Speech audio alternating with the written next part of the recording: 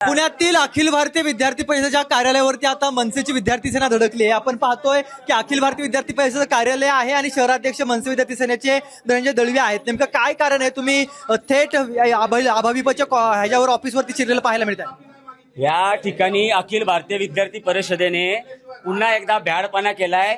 मनविसेची शाखा उद्घाटन सोहळा वाडिया महाविद्यालयामध्ये होता। या शाखा उद्घाटनाच्या काळी त्यांनी या अशा पद्धतीचे पोस्टर लावलेत, ज्याच्यामध्ये boycott NSUI, boycott MNVS, boycott ASA असं आमच्या संघटनेचं नाव लिहिलंय। आम्ही आमच्या पद्धतीनं आमच्या संघटना वाढीसाठी आम्ही काम करत असतो।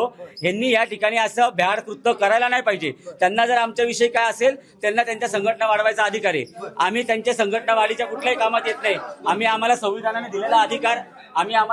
दिलेला अधिकार आम्ही मानतो। परंतु ABVPने पुन्हा एकदा अशाच प्रकारे 4 महिन्यापूर्वी त्यांनी केलं होतं।